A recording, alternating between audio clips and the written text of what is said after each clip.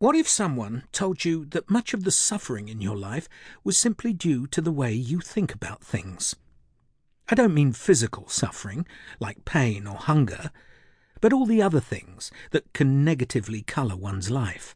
Anxiety, frustration, fear, disappointment, anger, general discontent. What if someone claimed that they could show you how to avoid all of this? And what if they said that these things were in fact the product of looking at the world in a mistaken way? What if it turned out that the ability to avoid all of these things was completely within your control? These are the claims that we find in the works of the three great Roman Stoics, Seneca, Epictetus and Marcus Aurelius, who lived in the 1st and 2nd centuries AD. Seneca is remembered for his role as tutor to the Emperor Nero. Epictetus was a slave who gained his freedom and went on to set up a philosophical school, while Marcus Aurelius was Emperor of Rome.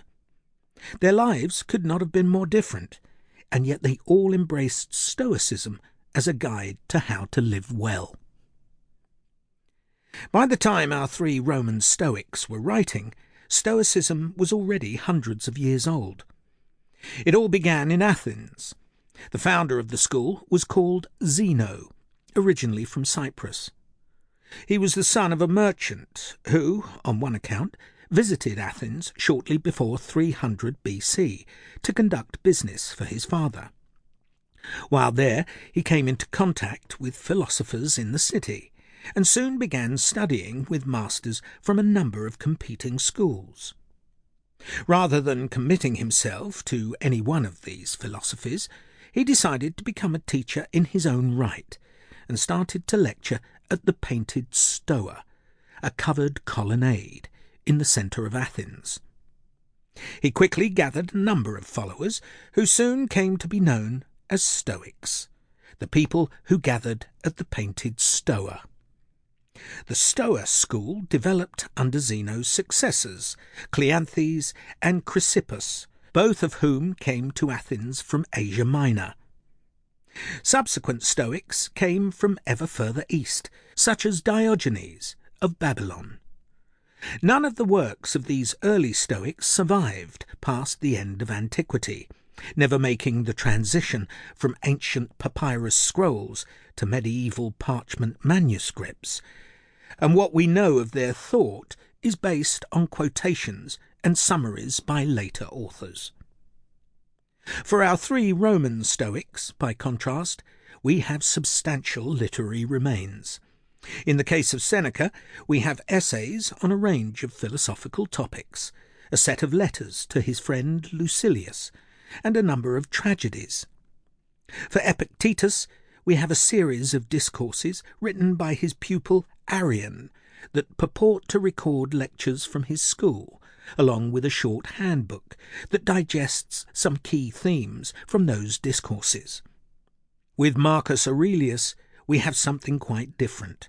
Private notebook jottings that record his attempts to grapple with some of the central ideas in Stoicism and to put them into practice in his own life. The works of these three Roman Stoics have inspired readers ever since, speaking as they do to some of the day-to-day issues that face anyone trying to navigate their way through life. Their works, fundamentally, are about how to live, how to understand one's place in the world, how to cope when things don't go well, how to manage one's emotions, how to behave towards others, how to live a good life worthy of a rational human being. In the chapters that follow, we'll explore some of these themes further. We'll begin by considering what the Stoics thought their philosophy could offer, namely a therapy for the mind. We'll explore what we can and cannot control, and how the way we think about things can generate sometimes harmful emotions.